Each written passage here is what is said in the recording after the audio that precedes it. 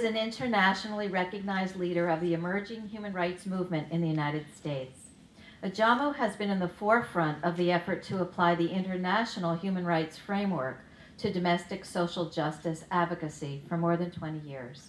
Among the many honors he has received, including this year's Vicky Sexual Freedom Award, Baraka was honored by UN Secretary General Kofi Annan as one of the 300 human rights defenders from around the world who were brought together at the Palais de Chaillot in Paris to commemorate the 50th anniversary of the signing of the Universal Declaration of Human Rights.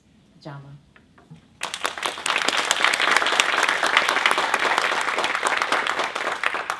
Thank you.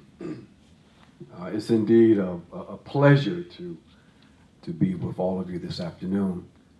Like CJ, I'm recognizing the method in Ricky's madness. I think that Ricky recognizes that this movement for sexual freedom has to become political. And this process of these seminars and forums and educational processes is a fundamental tool needed to begin to, in fact, politicize this movement. My comments are going to be relatively short because my comrades have touched on a number of the issues and challenges that we have to consider this afternoon. Carmen really touched on many of the perspectives that I wanted to bring in terms of the absolute necessity for this movement to connect itself with the movement for social justice. That's fundamental. And I think that's in line with the thinking that Ricky has been in the forefront of in terms of making that connection through the lens and the framework of human rights. That is in fact the framework that defines what we are all about here this afternoon. And it's the framework and the tool that allows us to connect ourselves with all of the other movements and people who are concerned with oppression, who are actively struggling against all forms of oppression. Now, I was asked to talk a little bit about the human rights framework, a little bit about some of the international advocacy and how that connects up with our domestic organizing and political educational work. And I'm gonna touch on that just a little bit. And I'm gonna do this by talking a little bit about my own history. I come to you today as an organizer, someone who's been involved in this struggle for social justice for quite some time, an active member of the Black liberation movement of the 1960s and 1970s. Now, that movement wasn't a movement just for the liberation and freedom of African people, of African American people. It was a movement, it still is a movement, that was committed and is committed to the total liberation and freedom of all people. It was about recognizing the absolute necessity for us to change the way society is organized and structured in order for us to be able to fully realize our humanity and to be in a position to fully develop our humanity to its fullest capacity.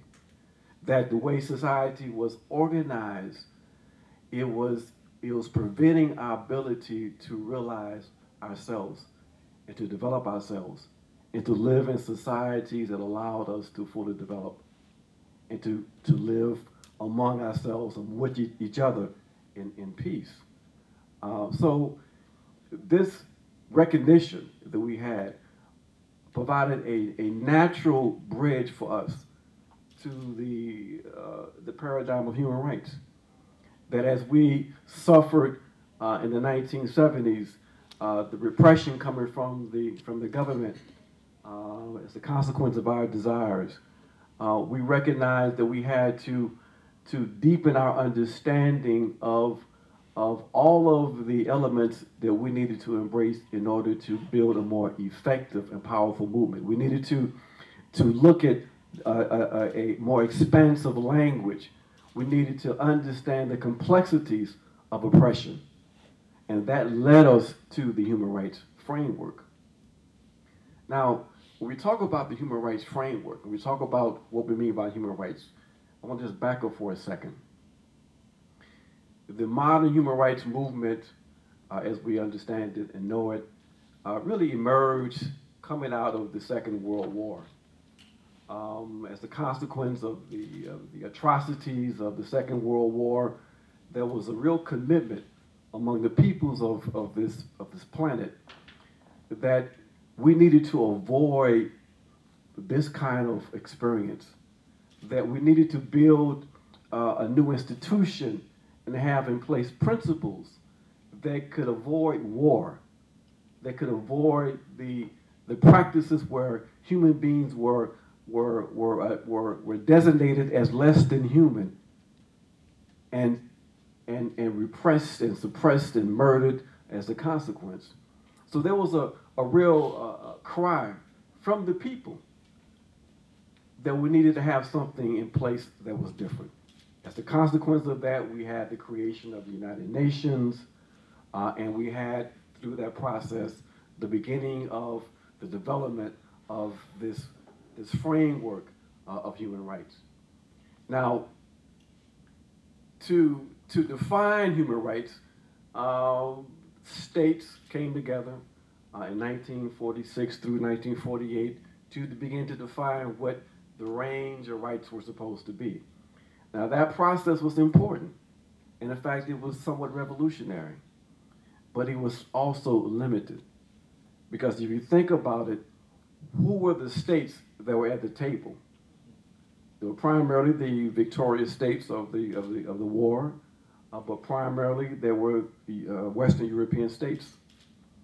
And remember that at that time, we had about 750 million people who were still living under the yoke of colonialism. So their voices and perspectives and experiences weren't at the table yet, okay? But the process was still important. By 1948, the world at that point, the free world, if you will, came out with a very important document, the Universal Declaration of Human Rights. Revolutionary document that talked about and laid out the range of human rights principles and ideals. In that document, they talked about the traditional civil and political rights, the right to participate politically, the right to vote, speech, assembly, very important. But they also talked about in that document other kinds of rights. The right to education, the right to health care, the right to real Social Security. Not when you are a senior citizen, but real Social Security throughout your entire life.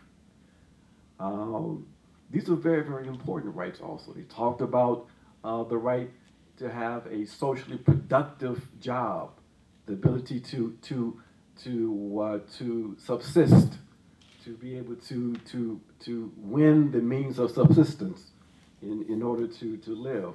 So these are very, very important principles. From that declaration, the international community began to put in place more formalized structures, treaties, human rights treaties.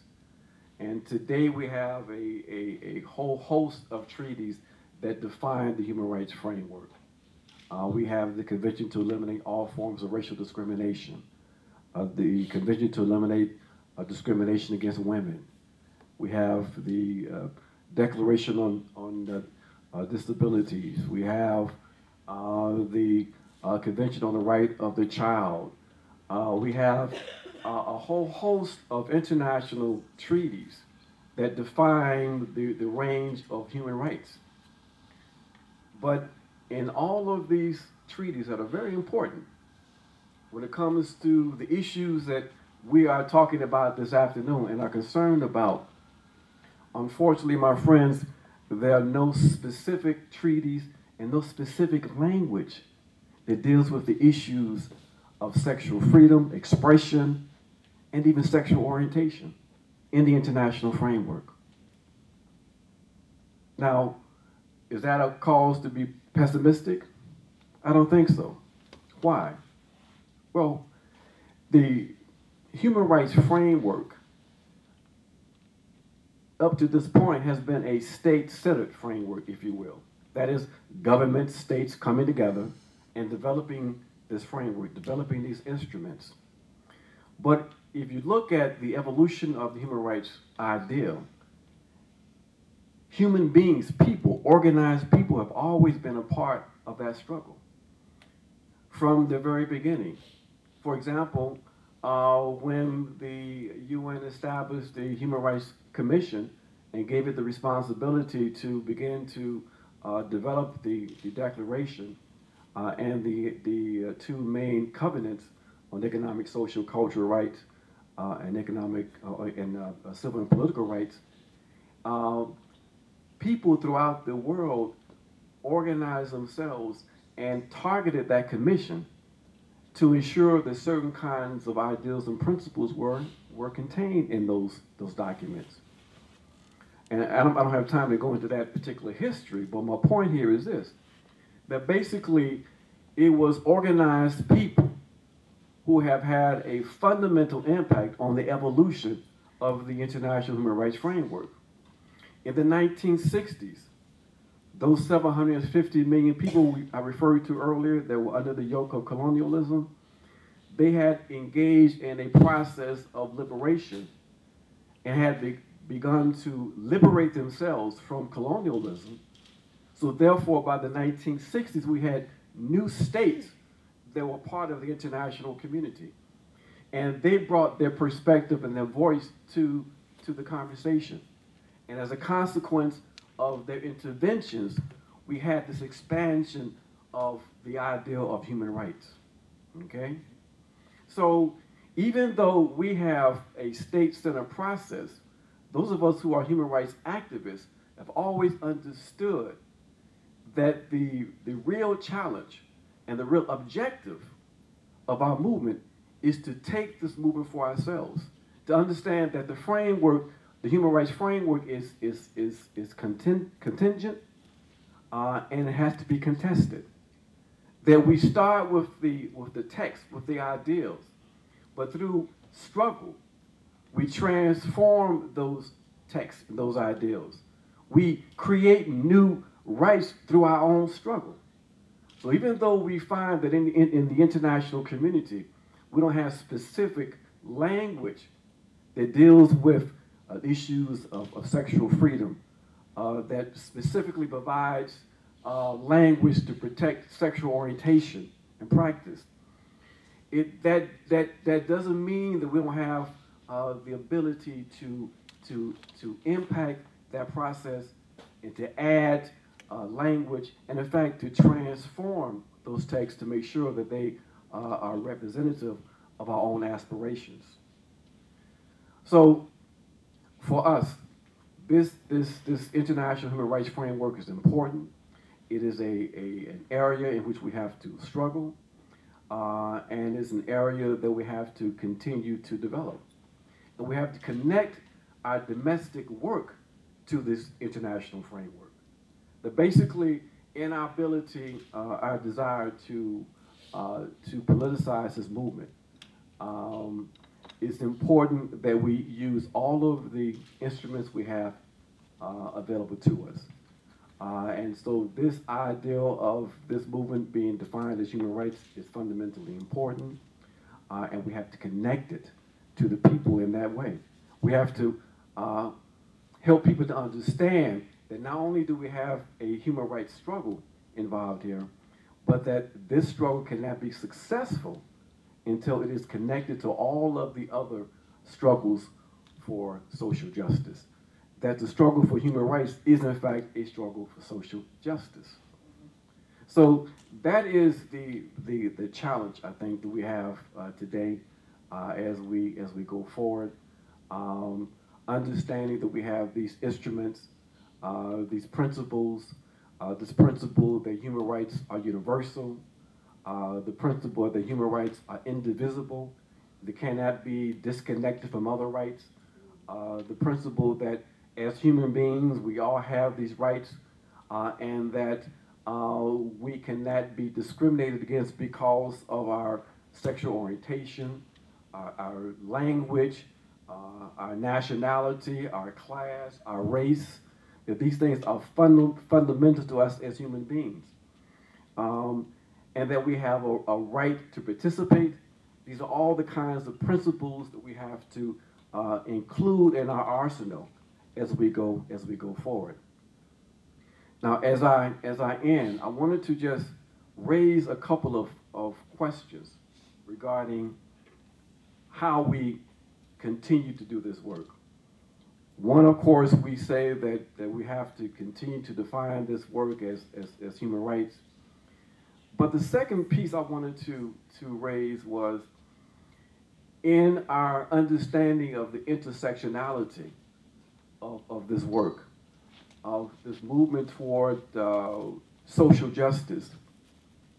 When we look at the history of the attempts to constrain sexual expression and orientation, I wonder if the issue of patriarchy is an issue that we have to begin to give more emphasis to.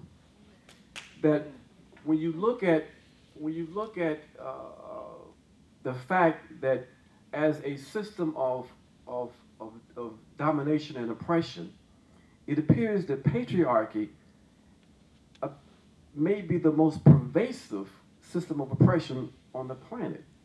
And that as a consequence of patriarchy, and at the center of it, of heterosexualism, if that's the word. It is now. It is now. that ability, that attempt to control the bodies of women, that has been the centerpiece, the motivation for all of the other attempts to control sexual expression in all walks of life. So I wonder if we're going to politicize this movement, if we don't need to begin to give that issue of patriarchy and the struggle against patriarchy more emphasis. So I just raise that as a question that maybe we can talk about some more. Because I'm learning and incorporating things, I'm thinking about all of this stuff, and I really want to acknowledge and thank Ricky for bringing me closer to this movement and helping me to raise questions, at least in my own mind, and deepen my ability to be a more effective human rights worker. And I really appreciate all of you and all of the conversations we've had so far and the education that I've been exposed to even today. And I'm pledging that through the work of Woodhull, I'm going to continue to deepen my understanding and to incorporate all that I'm learning into my arsenal to be a more effective human rights defender. Thank you.